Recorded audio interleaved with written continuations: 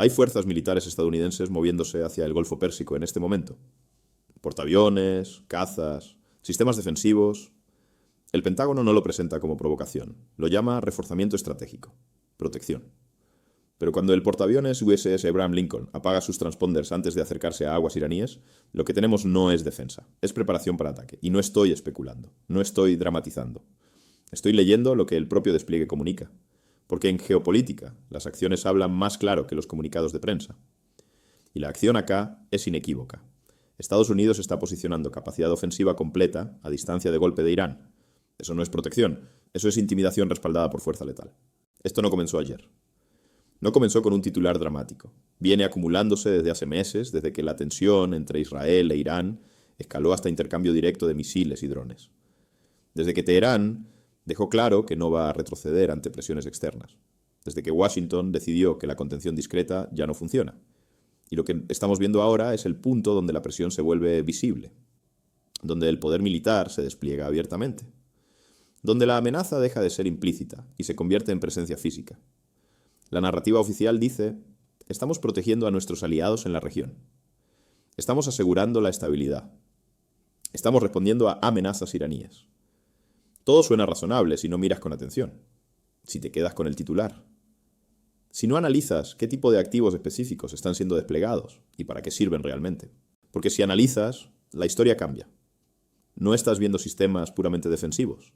Estás viendo grupos de combate de portaaviones.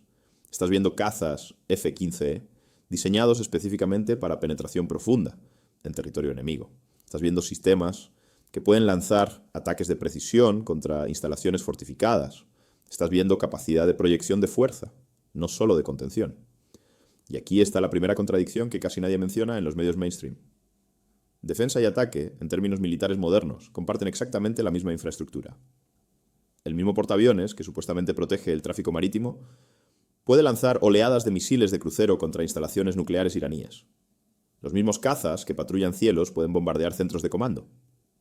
Los mismos sistemas antimisiles que protegen bases aliadas pueden usarse para cubrir una operación ofensiva. Entonces, cuando Washington dice que está reforzando la defensa, técnicamente no miente. Pero estratégicamente está posicionando todo lo necesario para un ataque de gran escala. Y esa ambigüedad es deliberada. Porque le da opciones, le da flexibilidad, le permite escalar o desescalar según convenga. Pero sobre todo, le permite presionar sin tener que comprometerse públicamente a nada específico. Esto no ocurre en el vacío geopolítico. El contexto importa. Y el contexto es que Irán e Israel vienen intercambiando golpes calculados hace meses. Ataques con drones contra instalaciones estratégicas. Misiles balísticos lanzados en respuesta. Cada lado midiendo hasta dónde puede llegar sin cruzar la línea que provoca una guerra regional total. Cada lado probando los límites del otro. Y en medio de eso, Estados Unidos no está como observador neutral. Está como actor directo con intereses propios muy claros. Porque acá hay algo que se olvida demasiado rápido en el análisis superficial. Esta tensión no es solo sobre el programa nuclear iraní, no es solo sobre la influencia regional en Medio Oriente, es sobre control estratégico de rutas energéticas globales, es sobre mantener a los estados del Golfo alineados con Washington, es sobre enviar mensajes a Rusia y China sobre qué pasa cuando desafías el orden establecido por décadas. Irán es el escenario donde se juega la partida, pero el público no está solo en Teherán. El público está en Moscú, en Beijing, en cualquier capital que esté considerando moverse fuera de la órbita estadounidense. Y mientras Washington mueve fichas militares en el tablero regional, Irán también juega su propia partida. Pero esa partida tiene una dimensión interna que casi nadie menciona cuando habla de la crisis. Irán está viviendo protestas masivas, miles de muertos confirmados por la propia televisión estatal. Represión brutal en las calles. Un régimen que lucha desesperadamente por mantener legitimidad frente a su propia población que ya no le cree. Y eso complica absolutamente todo el cálculo estratégico. Porque un régimen bajo presión interna severa tiene básicamente dos opciones. Puede ceder externamente, buscar acuerdos, reducir tensiones, para enfocarse en estabilizar lo interno. O puede hacer exactamente lo opuesto, usar la amenaza externa para unificar al país contra un enemigo común, para justificar la represión interna bajo la excusa de seguridad nacional, para convertir la disidencia en traición. Y hasta ahora, Teherán ha elegido claramente la segunda opción. El ministro de Relaciones Exteriores iraní ya lo dijo sin rodeos, sin ambigüedad diplomática. Cualquier ataque estadounidense será respondido con todo lo que tenemos. Y esto no es retórica vacía lanzada para consumo interno. es cálculo estratégico frío, porque un ataque externo le da al régimen exactamente lo que necesita. La justificación perfecta para aplastar cualquier disidencia interna bajo la bandera de defensa nacional. Entonces acá tenemos una situación donde cada lado tiene incentivos profundamente cruzados. Estados Unidos presiona porque puede, porque tiene la capacidad militar abrumadora, porque sus aliados regionales lo están pidiendo, algunos con más insistencia que otros. Pero también presiona porque sabe que un Irán debilitado internamente es más vulnerable externamente. Un régimen que lucha por su supervivencia política interna es un régimen con menos margen de maniobra internacional. Por el otro lado, Irán responde con firmeza calculada porque no puede permitirse parecer débil. Ni frente a Washington, ni frente a su propia población. Porque ceder ante presión externa cuando está reprimiendo protestas internas es la receta perfecta para colapso de régimen. Entonces, tienen que mantener la postura dura, tienen que amenazar con represalias, tienen que demostrar que no se doblegan, incluso si eso aumenta el riesgo de conflicto real. Y en medio de esa dinámica, el riesgo de que algún cálculo salga mal, de que alguien malinterprete una señal, de que una escalada táctica se convierta en guerra estratégica, ese riesgo aumenta cada día que pasa. Ahora, la pregunta que todo el mundo se hace, la pregunta que domina titulares y análisis, es: ¿realmente va a haber un ataque? ¿Esto es teatro estratégico diseñado para presionar o es preparación real para guerra? Y la respuesta más honesta, la respuesta que pocos se atreven a dar, es ambas cosas al mismo tiempo. Washington mantiene opciones abiertas. Eso es lenguaje diplomático refinado para decir: tenemos la capacidad, tenemos planes operacionales detallados, tenemos la infraestructura desplegada, pero no hemos tomado la decisión política final de ejecutar. Y esa ambigüedad no es debilidad, es estrategia deliberada, porque funcionarios estadounidenses han dado señales deliberadamente contradictorias en las últimas semanas. Algunos hablan de buscar opciones decisivas contra Irán. Otros inmediatamente salen a decir que no hay decisión final tomada. Algunos filtran planes de ataques limitados contra instalaciones nucleares específicas. Otros enfatizan que la diplomacia sigue siendo la prioridad. Y esa aparente contradicción es completamente intencional, porque el simple hecho de tener fuerzas militares masivas desplegadas ya cumple múltiples funciones estratégicas sin disparar un solo tiro. Presiona a Irán constantemente. Les obliga a mantener alerta máxima, les desgasta recursos manteniendo defensas activas. Tranquiliza a aliados regionales que dudan de la determinación estadounidense después de años de retórica sobre retirada de Medio Oriente. Envía un mensaje claro a adversarios globales sobre capacidad de proyección de poder. Y si eventualmente se decide atacar, toda la infraestructura necesaria ya está desplegada. No hay que improvisar. No hay que esperar semanas movilizando activos desde bases lejanas. Todo está listo para ejecución inmediata. Pero acá hay algo crucial que complica la narrativa simplista de agresión estadounidense unilateral. No todos los aliados de Washington quieren esta escalada. Estados del Golfo, especialmente Arabia Saudita y Emiratos Árabes Unidos, además de Turquía y Qatar, han presionado activamente para evitar un conflicto mayor. Y no por simpatía con Irán. Lo han hecho por cálculo de interés propio absolutamente racional. Porque ellos saben mejor que nadie, mejor que cualquier analista sentado en Washington o Londres, lo que significa tener una guerra de gran escala en su vecindario inmediato. Saben exactamente lo que significa tener sus instalaciones petroleras vitales en rango directo de misiles balísticos iraníes. Saben lo que significa ver rutas comerciales marítimas cerradas por minas o amenazas de ataques. Saben lo que significa ver mercados globales de energía colapsando y arrastrando sus economías. Y eso introduce otra capa compleja al análisis. Estados Unidos no está operando en soledad absoluta. Tiene aliados, tiene intereses compartidos con actores regionales, tiene compromisos de seguridad, pero no tiene unanimidad estratégica. Algunos socios regionales, particularmente Israel, quieren presión máxima sobre Irán hasta colapso de régimen, si es posible. Otros prefieren contención sin guerra, estabilidad sin confrontación directa. Y Washington tiene que balancear constantemente esas demandas contradictorias mientras mantiene su propia agenda de intereses. Entonces, ¿qué escenarios plausibles tenemos realmente en este momento? Porque acá necesitamos salir de la falsa dicotomía que domina el debate público. No es guerra total apocalíptica o paz perfecta estable. Eso es una simplificación que no sirve para entender lo que está pasando. Podríamos ver ataques limitados quirúrgicos contra instalaciones nucleares específicas, diseñados para retrasar el programa iraní sin provocar guerra regional total. Podríamos ver campaña extendida de sabotaje encubierto, ciberataques, eliminación selectiva de científicos clave. Podríamos ver presión diplomática máxima, respaldada por amenaza militar absolutamente creíble. Podríamos ver una desescalada táctica negociada donde ambos lados declaran victoria parcial, sin haber resuelto absolutamente nada de fondo, simplemente posponiendo el conflicto para el futuro. O podríamos ver el peor escenario, un incidente no planeado, un error de cálculo, una respuesta desproporcionada que inicia una espiral de escalada que nadie realmente quería, pero que nadie puede detener una vez iniciada. Lo que definitivamente no vamos a ver es certeza anticipada. No vamos a ver un anuncio oficial de la Casa Blanca diciendo: atacaremos tal día a tal hora contra tales objetivos. Lo que vamos a ver es ambigüedad calculada sostenida, señales mixtas constantes, preparación militar continua. Y en algún momento, alguien en Washington o en Teherán va a tomar una decisión política que define el rumbo de los próximos meses o años. Pero más allá de toda la dimensión militar y estratégica, hay algo que casi nunca se discute con la seriedad que merece en el análisis mainstream. ¿Qué significa todo esto concretamente para gente común? ¿Qué significa para economías que dependen de estabilidad energética global? ¿Qué significa para países que no tienen absolutamente nada que ver con este conflicto, pero que van a pagar el precio económico de todas formas?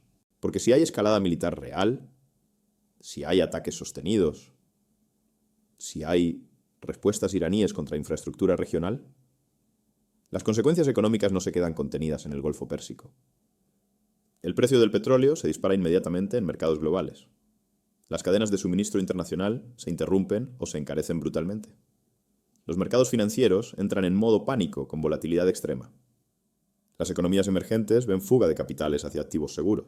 Y países como México, como toda América Latina, que no están directamente involucrados en el conflicto, pero que dependen críticamente de estabilidad económica global, sienten el impacto inmediato y severo. Nuestras importaciones se encarecen porque el transporte marítimo se vuelve más costoso y riesgoso. Nuestras exportaciones se complican porque los mercados compradores entran en recesión. Nuestra economía completa se sacude violentamente por decisiones estratégicas, que se tomaron a miles de kilómetros de distancia por actores sobre los cuales no tenemos ninguna influencia. Y acá está el punto que nadie quiere decir en voz alta en discusiones oficiales. Esta escalada no es inevitable. No es el resultado de fuerzas históricas incontrolables. No es destino geopolítico, ineludible.